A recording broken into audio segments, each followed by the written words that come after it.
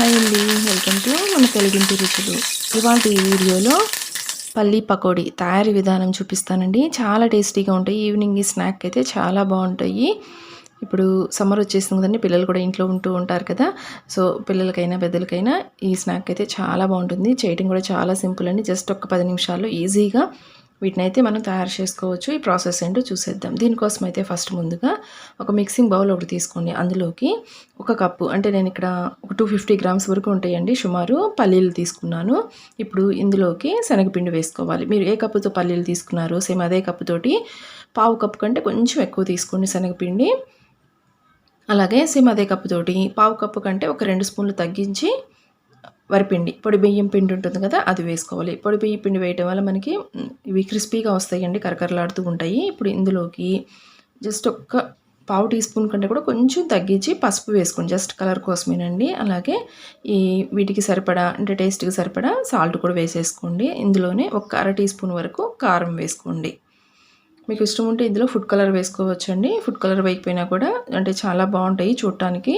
కొంచెం రెడ్గా ఉన్న కలర్గా ఉన్న కారం వేసుకున్నారంటే బాగుంటుంది. ఇప్పుడు ఇందులోకి ఒక అర టీ స్పూన్ వరకు అల్లం వెల్లుల్లి పేస్ట్, అలాగే ఒక పావు టీ స్పూను చాట్ మసాలా, అలాగే ఒక అర టీ స్పూన్ కంటే కొంచెం తగ్గించి ధనియాల పొడి వేసుకోండి. అలాగే కొంచెం గరం మసాలా లైట్గా వేసుకోండి. ఇవన్నీ కూడా మరి ఎక్కువ మసాలాలు ఉన్నా కూడా అంత బాగోదు, జస్ట్ లైట్గా ఫ్లేవర్ కోసమే వేసుకోవాలి. ఇప్పుడు ఇవన్నీ కూడా బాగా కలిసే విధంగా ఒకసారి గరిటెతోటి బాగా కలిపేసేసుకొని తర్వాత చేతితోటి ఒక 2-3 నిమిషాలు, అంటే వాటర్ ఏమీ వేయకుండానే ఫస్ట్ బాగా కలిపేసుకోండి. మనకి అల్లం వెల్లుల్లి పేస్ట్ అలాగ ముద్దలాగా ఉంటుంది కదా, అది బాగా కలిసేంత వరకు చక్కగా ఈ విధంగా నలుపుకుంటూ వీటినైతే కలుపుకోవాలి. ఇప్పుడు ఇందులోకి తగినంత వాటర్ వేసుకోండి. వాటర్ అయితే ఎక్కువ పట్టవండి, చూసి వేసుకోండి. జస్ట్ కొంచెం లైట్గా ఇలాగ చేతిలోకి వేసుకొని చిలకరించినట్లుగా వాటర్ని అయితే వేసేసుకొని ఇట్లా స్ప్రింకిల్ చేసినట్లుగా వేసుకోండి. టీ గ్లాస్ తోటి ఒక పావు టీ గ్లాస్ అంటే కూడా కొంచెం ఎక్కువ పడతాయి అంతేనండి, ఎక్కువ పట్టవు. వాటర్ అయితే మనకి గట్టిగా ఉండాలి కలుపుకునేటప్పుడే, అప్పుడే మీకు ఇవి క్రిస్పీగా వస్తాయండి. ఎక్కువ కోటింగ్ కూడా ఎక్కువ పట్టకుండా ఈ విధంగా కలుపుకోండి.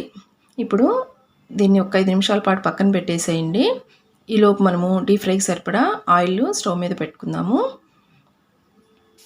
ఇలాగ డీప్ ఫ్రైకి సరిపడా ఆయిల్ పెట్టేసుకొని, ఆయిల్ అయితే మరీ ఓవర్ హీట్ అవ్వకూడదండి, అంటే పొగలు వచ్చే విధంగా కాకుండా కొంచెం మీడియంగా హీట్ అయిన తర్వాత ఫ్లేమ్ని లో ఫ్లేమ్లో పెట్టేసుకొని ఈ విధంగా మ్యాక్సిమం వీలైనంత వరకు ఈ విధంగా ఒక్కొక్కటిగా వేసుకోవడానికి అయితే ట్రై చేయండి.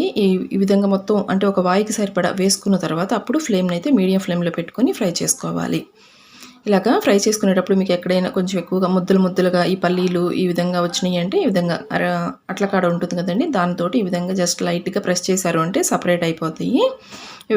వేగడానికి కూడా కొంచెం టైం పడుతుందండి, పల్లీలు కదా లోపల వరకు వేగాలి కాబట్టి చూసి నిదానంగా మీడియం ఫ్లేమ్లో పెట్టుకొని ఫ్రై చేసుకోండి. ఇలా ఫ్రై చేసుకున్న ఈ పల్లీలు పకోడీలని టిష్యూ పేపర్లో వేసేసుకోండి. ఇప్పుడు రెండో వై కూడా సేమ్ ఇదే విధంగా మిగతా అన్నిటిని కూడా వేసుకోండి. వేసేటప్పుడు మాత్రం ఫస్ట్ సిమ్లో పెట్టేసుకోండి. వేసిన తర్వాత మీడియం ఫ్లేమ్లో పెట్టుకొని నిదానంగా ఫ్రై చేసుకోండి. ఇవి మనం వేసింది పచ్చిపల్లీలే కాబట్టి వేగడానికి టైం పడుతుంది. అలాగే మీకు ఈ విధంగా కొంచెం పెద్ద సైజులుగా ఇవిలాగా గడ్డల్లాగా ఉన్నాయి అనుకుంటే వాటిని అట్లా కడతాడు ఒకసారి ప్రెస్ చేశారంటే చక్కగా వేటికి అవి సపరేట్ అయిపోతాయండి.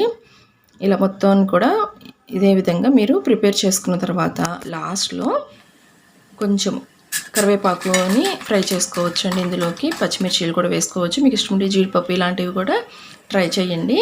ఇలా వీటన్నిటిని కూడా ఈ విధంగా టిష్యూ పేపర్లో వేసేసుకున్నారంటే ఎక్స్ట్రా ఆయిల్ ఏదైనా ఉంటే అబ్జర్వ్ అయిపోతుంది. లాస్ట్లో ఇక్కడ చూసినా కూడా ఈ విధంగా కొన్ని కరివేపాకు రెమ్మల్ని ఈ విధంగా ఫ్రై చేసేసుకోండి.